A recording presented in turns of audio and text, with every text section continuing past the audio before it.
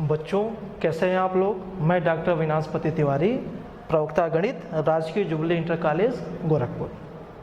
आज मैं कक्षा 12 में गणित विषय के लिए सातत्य एवं अवकलनीयता का चैप्टर शुरू करने जा रहा हूं। आप इसको ध्यान से पढ़ेंगे।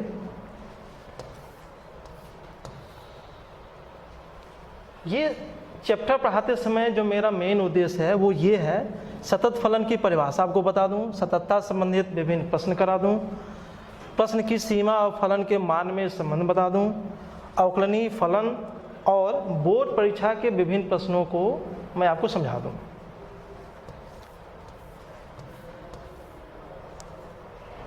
मैं अपनी बात शुरू करूं इसके पहले हम एक छोटे क्लास में जाते हैं, क्लास 8th या 9th में।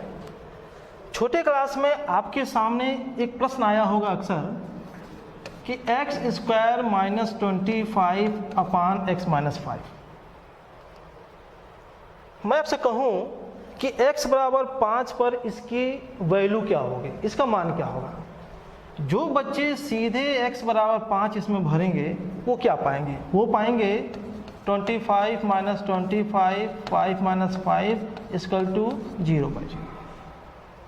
क्या 0/0 1 है? नहीं, 0/0 1 नहीं है। इसे कहा गया अनिर्धार्य रूप, जिसको कि आपने कक्षा 11 में पढ़ा होगा। जिन बच्चों ने इसको गुणनखंड कर लिया x minus 5 x plus 5 x minus 5, इसको इससे काट लिया, वो पा जाएंगे क्या, x प्लस 5। अब इसमें अगर वो x का मान 5 भरेंगे तो वो क्या पाएंगे, वो पा जाएंगे 10। अब छोटे क्लास के बच्चों के लिए एक बड़ा इंपॉर्टेंट क्वेश्चन हो जाता है उनके लिए कि जब हम x का मान सीधे 5 भर रहे हैं तो हम पा रहे हैं 0/0, और जब हम गुणनखंड करके काट के x का मान 5 भर रहे हैं तो हम लोग पा रहे हैं 10। आखिर ऐसा क्यों हो रहा है? तो छोटे क्लास के बच्चे इस बात का जवाब नहीं दे पाते हैं।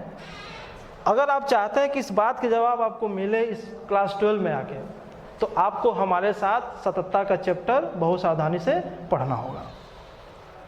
देखिए, फर्स्ट ईयर में आपने सीमा को बहुत कायदे से पढ़ा होगा, ऐसा मुझे उम्मीद है। कक्षा 11 की बात मैं करूं, मैं एक फलन आपके सामने लिखा हूं f(x = x square minus 25 upon x minus 5। मैं इसकी जरा लिमिट निकालूं। लिमिट कौन सी? Limit x tending to 5 f(x)। अगर मैं इसकी बात करूं, इसको निकालना आपको क्लास 11 में सिखाया गया है, तो आपको क्या मिलेगा, limit x tending to 5 x square minus 25 upon x minus 5। Factor करके जब आप काटेंगे तो क्या पाएंगे, आप पाएंगे limit x tending to 5 x plus 5, और आंसर मिलेगा आपको 10। लेकिन जब x बराबर 5 पर फलन का मान निकालेंगे तो आपको क्या मिलेगा, f(5) इक्वल टू 0/0। ध्यान देंगे, यह जो चीज़ हमने निकाला है यह x बराबर 5 पर सीमा का मान है। यह जो मान हमने निकाला है वो x बराबर 5 पर फलन का मान है। आपने देखा कि सीमा का मान और फलन का मान यहाँ पर बराबर नहीं है। तो एक बड़ी इंपॉर्टेंट बात यह है कि अगर किसी फलन के किसी बिंदु पर सीमा का मान निकाला जाए और उसी बिंदु पर फलन का मान निकाला जाए तो वो दोनों आपस में बराबर हों, यह कोई ज़रूरी नहीं है।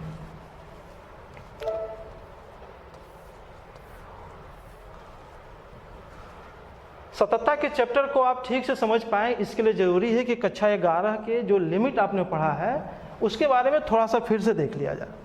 ध्यान देंगे, फलन की सीमा क्या होती है। यदि f कोई वास्तविक फलन हो तो बिंदु x बराबर a पर फलन की सीमा अस्तित्व में होगी यदि बाएं पक्ष और दाएं पक्ष की सीमाएं क्या हो, बराबर हो और अस्तित्व में हो। ध्यान देंगे, ये क्या है, left hand limit, limit x tending to a minus f(x) equal to limit x tending to a plus f(x) equal to परिमित। ध्यान देंगे, परिमित का सेंस ये हुआ कि जो आपका लिमिट आना चाहिए वो इन्फिनिटी और माइनस इन्फिनिटी नहीं होना चाहिए। परिमित का सेंस हुआ कि जो आप लिमिट निकालें वो लिमिट प्लस इन्फिनिटी और माइनस इन्फिनिटी नहीं होना चाहिए। आप इसको समझते होंगे। इसी लिमिट को लिखने का एक दूसरा तरीका होता है, आप इसको जानते होंगे कि लेफ्ट लिमिट है, ये राइट लिमिट है, दोनों बराबर आना चाहिए, दोनों परिमित आना चाहिए। यहाँ एक बात इंपॉर्टेंट है कि h क्या है, h ग्रेटर देन 0 होता है।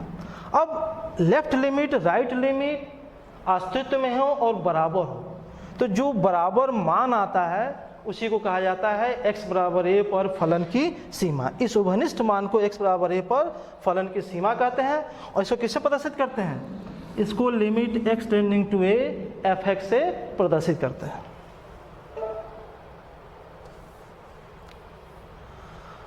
अब फर्स्ट ईयर में कुछ महत्वपूर्ण सीमाएं हैं जो बार बार आपने इस्तेमाल किया होगा फर्स्ट ईयर में, यहाँ भी हम कई जगह इस्तेमाल कर सकते हैं। Limit x tending to 0 sin x by x बराबर 1, limit x tending to 0 tan x by x बराबर 1, limit x tending to 0 1 minus cos x बटे x बराबर 1, limit x tending to a x के पावर n माइनस a के power n upon x minus a equal to n a के power n minus 1।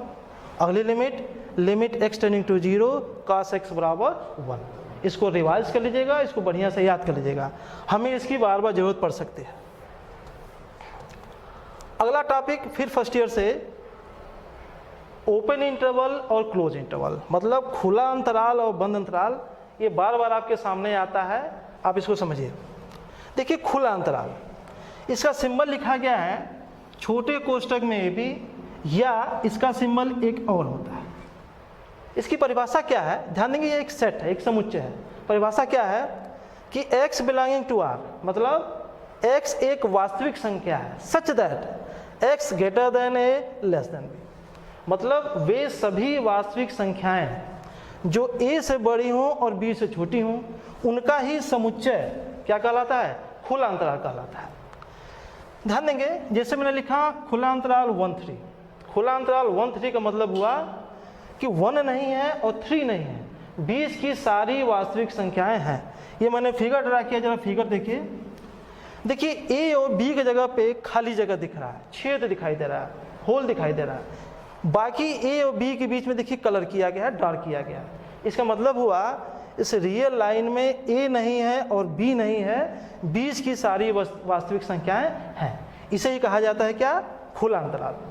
अगर हम बंद अंतराल की बात करें तो बंद अंतराल का सिंबल होता है क्या, बड़े ब्रैकेट में a कमा b।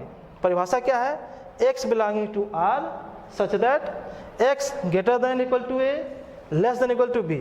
ध्यान देंगे, इसमें a को भी रखना है, b को भी रखना है और 20 की सारी संख्याओं को भी रखना है। सारी संख्याओं का मतलब है सारी वास्तविक संख्याओं को भी रखना है। ध्यान देंगे इस फिगर में a और b के जगह पर देखिए डार्क किया गया है। इसका मतलब क्या हुआ, a को भी रखा गया है, b को भी रखा गया है और 20 की सारी वास्तविक संख्याओं को भी रखा गया है। उदाहरण के तौर पे ये देखिए बंद अंतराल 1 3, बंद अंतराल 1 3 का मतलब हुआ 1 भी लेना है, 3 भी लेना है और 20 की सारी वास्तविक संख्याएं भी लेना है। 2,5 2 भी लेना है, 5 भी लेना है, 20 की सारी वास्तविक संख्या भी लेना है। आप इसको ऐसे भी सोच सकते हैं, जैसे मैं जिस कमरे में खड़ा हूँ या आप जिस कमरे में बैठे हों, उसमें अगर दोनों दीवारें ले ली जाएं और बीच का सारा जगह ले लिया जाए तो बंद अंतराल है। मतलब इधर का दीवार और बीच की पूरी जगह। खुला अंतराल क्या होता है, ये दीवार हटा दिया जाए, ये दीवार हटा दिया जाए, मतलब इस दीवार की हम बात ना करें तो बीच का जो जगह दिखाई देगा उसे कहते हैं खुला अंतराल। अगला इंपॉर्टेंट चीज, अर्ध खुला या अर्ध बंद अंतराल। देखिए आप इमेजिन करिए कि कमरे का दरवाजा बंद है, तो बंद है तो उसको बंद अंतराल समझिए, कमरे का दरवाजा खुला है तो उसको खुला अंतराल समझिए। लेकिन ऐसा हो जाए कि एक दरवाजा बंद कर दें और एक दरवाजा खोल दें, तो उसको क्या कहेंगे आप कहेंगे दरवाजा अर्ध खुला है या कहेंगे दरवाजा अर्ध बंद है। उसी प्रकार से हमारे पास क्या है, अर्ध खुला या अर्ध बंद अंतराल। नाम से जाहिर है कि एक तरफ खुला होगा, दूसरी तरफ बंद होगा। ध्यान देंगे, ये खुले अंतराल का सिंबल है, ए इसमें नहीं है लेकिन बी है। दूसरा सिंबल क्या है, ए ओपन है, बी क्लोज है, मतलब ए नहीं है और बी है, बीच की सारी संख्याएं हैं। अगर परिभाषा देखा जाए तो x such that x belongs to r, मतलब x वास्तविक संख्याओं का समुच्चय है। कैसी वास्तविक संख्या है? x a से बड़ा है, b या b से छोटा है। ध्यान देंगे, a नहीं लेना है, b लेना है और a और b के बीच की सारी वास्तविक संख्याओं को लेना है। ये अर्ध खुला या अर्धबंद इसको भी बोल सकते हैं। नीचे देखिए, ऊपर नीचे में फर्क क्या है कि इसमें लेफ्ट में खुला था, राइट में बंद था। यहाँ क्या है?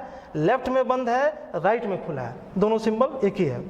परिभाषा क्या है? x such that x belongs to R, x greater than equal to a, x less than b। मतलब a लेना है, b नहीं लेना है और बीच की सारी वास्तविक संख्याओं को भी कंसीडर करना है, लेना है। फिगर देखिए, एक जगह पे हालो है, खाली है, छेद है, a नहीं लेना है, b लेना है, b मतलब देखिए यहाँ डार्क है और बीच के सारे वास्तविक संख्याओं को लेना है। तो इधर से ओपन है, इधर से क्लोज है। इसको आप अर्ध खुला चाहे अर्धबंद बोल सकते हैं। सेम सिचुएशन यहाँ भी है, लेफ्ट में बंद है, राइट में खुला है। ये भी क्या है? अर्ध खुला या अर्धबंद अंतराल है। देखिए 1,3 लेफ्ट में खुला है, राइट में बंद है। इसमें देखिए लेफ्ट में बंद है, राइट में खुला है, तो ये अर्ध खुला या अर्धबंद अंतराल है। अब एक बहुत इंपॉर्टेंट चीज़, बच्चे अक्सर पूछते हैं या बच्चे कंफ्यूज होते हैं कि इन दोनों में क्या फ़र्क है। मतलब कि बंद अंतराल 1,3 और समुच्चय 1,3 में क्या अंतर है। बच्चों समझिए आप, ये एक समुच्चय है जिसमें सिर्फ 1 है और 3 है, सिर्फ और सिर्फ 1 और 3। यह एक अंतराल है, अंतराल भी एक समुच्चय है। ध्यान देंगे, ये अंतराल है, देखिए सेट के रूप में लिखा गया है, इसलिए अंतराल भी एक सेट है। लेकिन इस अंतराल या इस सेट की खासियत क्या है? इसमें 1 भी है, इसमें 3 भी है और बीच में तमाम सारे वास्तविक संख्याएं हैं। 1.1, 1.2, 1.3, 2.9, 2.5। तो इसमें 2 ही पॉइंट हैं, इसमें बहुत ढेर सारे पॉइंट्स हैं। देखिए फर्स्ट ईयर का इन टॉपिक को रिवाइज करने के बाद अब हम इस लायक हो गए हैं कि सततता की बात हम कर सकते हैं। ध्यान देंगे, एक अचर बिंदु पर कोई फलन सतत कहलाता है अगर उस बिंदु के लेफ्ट राइट या अगल बगल में या पड़ोस में उस वक्र को खींचें और आपको कलम न उठाना पड़े। ध्यान देंगे, जैसे आपने देखा होगा y² बराबर 4x एक परवलय है। इसका फिगर भी आपने बनाया होगा छोटे क्लास में। ये देखिए, अब मैं इसको यहाँ से शुरू करूँ तो मैं ये खींच सकता हूँ, मुझे कलम उठाने की ज़रूरत नहीं है, इसलिए सतत फलन है। इस फिगर में देखिए y बराबर fx एक फिगर ड्रा किया गया एक फलन का। अगर मैं यहाँ से कलम उठा के इसको खींच लूँ, देखिए मुझे कलम उठाने की ज़रूरत नहीं पड़ी है। तो देखिए एक अचर बिंदु पर कोई फलन सतत कहलाता है यदि उस बिंदु के आसपास फलन के आलेख को हम कागज की सतह से कलम उठाए बिना खींच सकते हो, यही सततता है। ध्यान देंगे, अगर हम आगे बढ़ें, यह परिभाषा एक तरह से व्यवहारिक परिभाषा है। यदि f वास्तविक संख्याओं के किसी उपसमुच्चय में परिभाषित एक फलन है तथा c प्रांत का एक बिंदु है जहाँ की फलन परिभाषित है, तो c पर फलन संतत या सतत कहलाता है। कब? जब limit x tending to c fx बराबर fc, अर्थात बिंदु c पर फलन की सीमा फलन के मान के बराबर होना चाहिए। देखिए इस चैप्टर का, इस लेक्चर का जो सबसे इंपॉर्टेंट लाइन है वो यही लाइन है। यानी फलन बिंदु c पर सतत तब कहा जाएगा जब c पर लिमिट का मान और c पर फलन का मान आपस में बराबर हो। अगर ऐसा होता है तभी फलन सतत कहा जाएगा, नहीं तो फलन सतत नहीं कहा जाएगा। अब मैं आगे बढ़ूं, यदि सीमा के स्तर पर विस्तृत रूप में जाएं तो हम कह सकते हैं कि बिंदु x बराबर c पर बाएं पक्ष की सीमा, दाएं पक्ष की सीमा तथा फलन का मान अस्तित्व में हो तथा बराबर हो तो फलन बिंदु x बराबर c पर संतत कहलाता है यदि limit x tending to c minus fx equal to limit x tending to c plus fx बराबर fc बराबर परिमित। ध्यान दीजिएगा, आपके मन में आया कि ये चीज़ कहाँ से आ गया, तो मैं आपको थोड़ा सा डिटेल बताऊं। देखिए फलन fx x बराबर c पर सतत कब होता है? तो मैंने आपको बताया कि limit x tending to c fx बराबर fc। मैंने एक कंडीशन आपको बताया क्या कि बिंदु x बराबर c पर सीमा का मान अगर फलन के मान के बराबर हो तो फलन x बराबर c पर सतत कहलाता है। अब अगर हम लिमिट के अंदर जाएं, लिमिट की बात करें, तो आप याद करिए मैंने आपसे कहा था कि लिमिट क्या होता है। तो आपको बताया था कि x बराबर c पर लेफ्ट हैंड लिमिट, क्या लेफ्ट हैंड लिमिट क्या था? Limit x tending to c minus fx। Right hand limit क्या था? Limit x tending to c plus fx। ये राइट हैंड लिमिट है। आपसे कहा था अगर बिंदु c पर लेफ्ट हैंड लिमिट, बिंदु c पर राइट हैंड लिमिट अगर आपस में बराबर हो और परमिट हो तो फलन की सीमा x बराबर c पर अस्तित्व में होगी। और ये भी कहा था कि ये जो उभयनिष्ठ मान होता है यही x बराबर c पर फलन की सीमा कहलाता है। इसका मतलब ये हुआ कि इन दोनों सीमाओं का जो उभयनिष्ठ मान है, ये जो दोनों सीमाएं बराबर हैं, यही फलन की सीमा कही जाती है। हम लोग इसको किससे डिनोट करते हैं? डिनोट करते हैं क्या? Limit x tending to c fx। इसका मतलब ये हुआ कि जो हमारे सततता की मूल परिभाषा है क्या? Limit x tending to c fx बराबर fc। अगर इस जगह पर मैं इसको रिप्लेस कर दूं, इसको लिख दूं, तो सततता की परिभाषा क्या हो जाएगी? तो सततता की परिभाषा क्या हो जाएगी? एक नए रंग रूप में आ जाएगी। कैसे? कि limit x tending to c minus fx बराबर limit x tending to c plus fx बराबर fc। इसका मतलब आप फ्री हैं, आप चाहें तो सततता ऐसे चेक कर लें। कैसे? Limit x tending to c fx बराबर fc कर लें, तभी पता चल जाएगा कि फलन x बराबर c पर सतत है कि नहीं। या आप चाहें तो left hand limit, right hand limit और फलन का मान ये तीनों निकाल के देख लें कि तीनों बराबर हैं कि नहीं है। अगर बराबर है तो फलन क्या कहलाएगा? सतत कहलाएगा।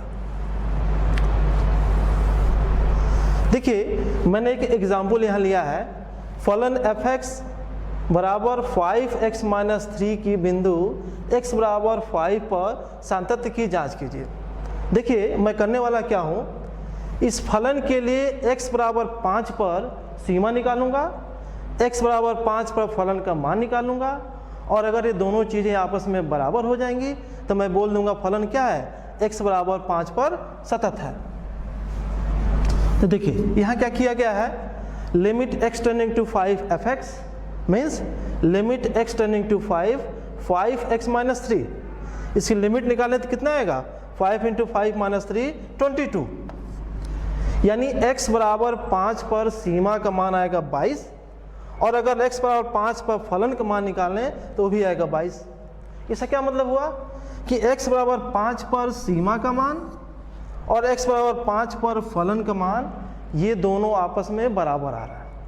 ये दोनों आपस में बराबर आने का मतलब ये हुआ कि हमारा जो फलन fx लिखा गया है यह फलन x बराबर 5 पे क्या है? संतत है।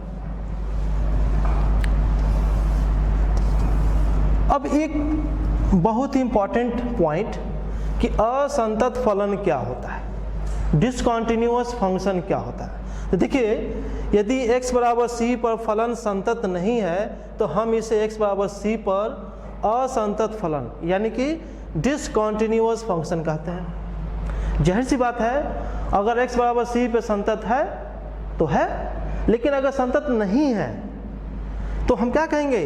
x बराबर c पे फलन संतत नहीं है।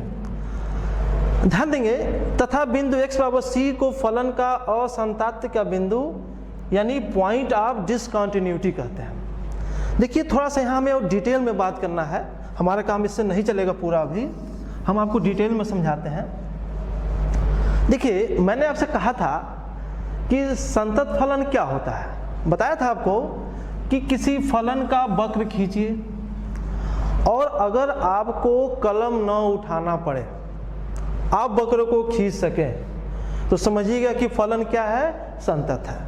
अब मैं आपको कहूँ, जैसे सपोज करिए कि x बराबर ये 3 है, आपसे कहूँ बताइए ये गर्व जो प्लाट किया गया है क्या x बराबर c पे 3 पे संतत है? तो आप एक काम करिए, x बराबर 3 पे देखिए, इस पॉइंट पे देखिए, जब आप इस वक्र को खींचेंगे तो आपको इस पॉइंट पे कलम उठाने की ज़रूरत नहीं पड़ेगी। लेकिन मैं अगर इसमें एक चेंजिंग कर दूं और मैं ऐसे बना दूं, अब आपसे कहूं इस वक्र को जरा प्लाट करिए, तो जब आप प्लाट करेंगे तो इस बिंदु पर बिना कलम उठाए आप प्लाट नहीं कर पाएंगे, कलम आपको उठाना ही पड़ेगा। इसका मतलब ये हुआ कि हमारा यह फलन x बराबर 3 पर संतत नहीं है। देखिए ये तो बात हो गई, एक तरह से प्रैक्टिकल बात हो गई। अगर मैं न्यूमेरिकल की बात करूं तो ध्यान देंगे, मैंने आपसे क्या कहा कि फलन संतत कब होता है? कब होता है? जब limit x tending to c fx बराबर fc हो, यानी बिंदु C पे सतत चेक करना है तो लिमिट का मान फलन के मान के बराबर होगा। लेकिन कभी ऐसा हो जाए कि x बराबर c पर लिमिट का मान कुछ और आ जाए, फलन का मान कुछ और आ जाए, मतलब दोनों बराबर न हो, तो ऐसी स्थिति में हम क्या कहेंगे कि फलन x बराबर c पे संतत नहीं है। दूसरी बात, एक तरीका और मैंने बताया था, कैसे बताया था कि limit x tending to c minus fx equal to limit x tending to c plus fx equal to fc। ध्यान देंगे, अगर आप चाहें तो बिंदु C पे लेफ्ट हैंड लिमिट निकालिए, बिंदु C पे राइट हैंड लिमिट निकालिए, बिंदु C पे फलन का मान निकालिए।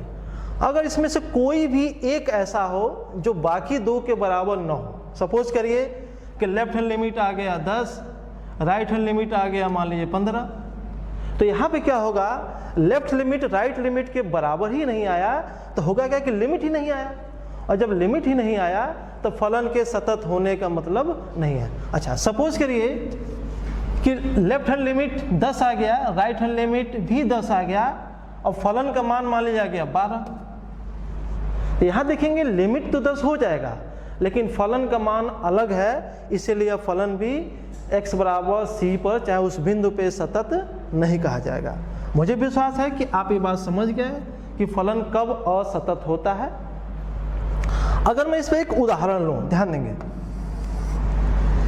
fx बराबर x square minus 1 upon x minus 1 और x बराबर 1 पर हम ये चेक करने जा रहे हैं कि फलन ये सतत है कि नहीं है। देखिए सीधा सा उपाय है, आप काम करिए क्या कि limit x tending to 1 fx निकालिए, मतलब x बराबर 1 पर हम सीमा निकालने की कोशिश कर रहे हैं। कितना होगा तो देखिए, limit x tending to 1 x square minus 1 upon x minus 1। ध्यान देंगे, आप इसको पढ़ चुके हैं, ये 0/0 का फॉर्म है। हमें क्या करना है, हमें इसका गुणनखंड कर लेना है। Limit x tending to 1 x minus 1 x plus 1 upon x minus 1। ये x माइनस 1 कट जाएगा और क्या बचेगा, बचेगा limit x tending to 1 x plus 1।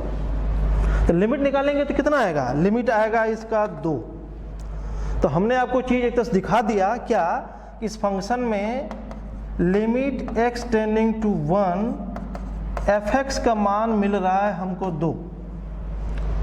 लेकिन अगर x बराबर 1 पर मैं फलन का मान निकालूं तो कितना आएगा, 1 माइनस 1 0, 1 माइनस 1 0, ये 0/0 के फॉर्म में आ जाएगा।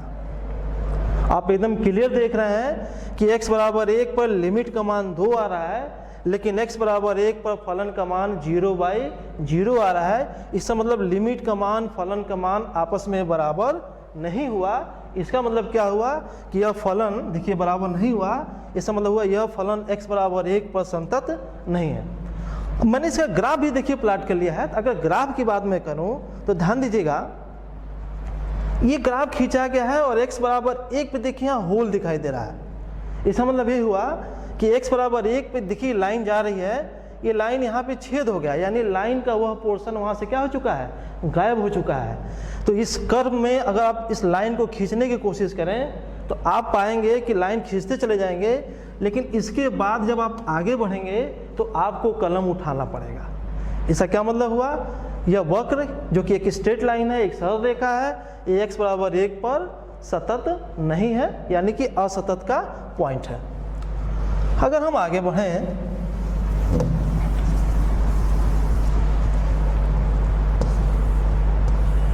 देखिए एक उदाहरण और है, x बराबर 0 पर फलन f(x) बराबर mod x के सांततिक पर विचार कीजिए।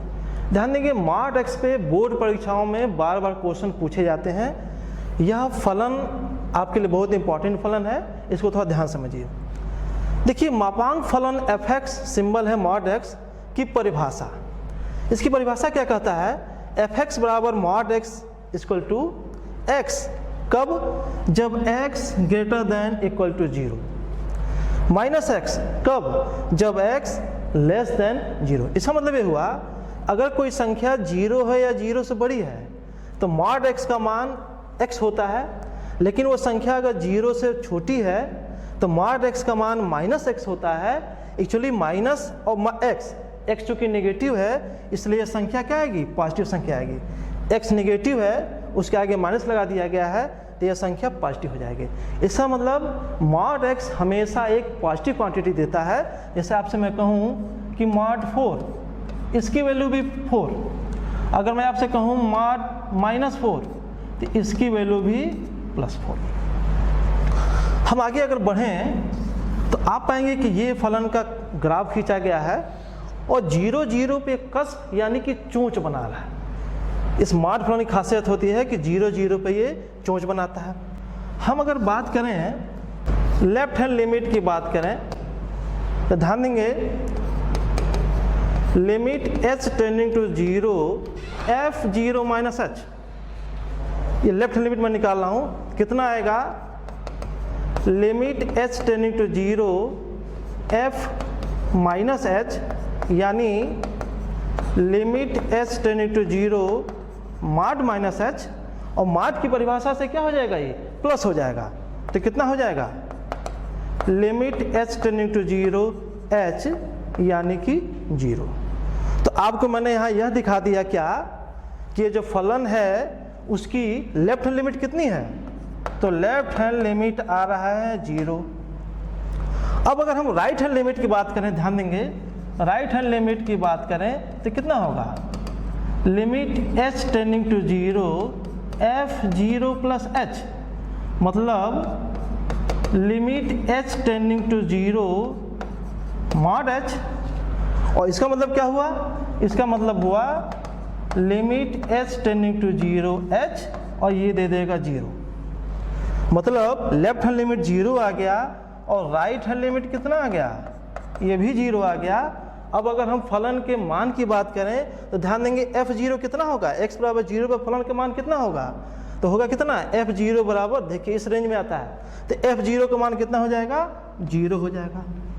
तो यहाँ एक चीज़ क्लियर हो गया क्या कि limit h tending to 0 f(0 + h) जो कि राइट हैंड लिमिट है, ये किसके इक्वल है, limit h tending to 0 f(0 - h), और ये किसके बराबर है, f(0) के बराबर है।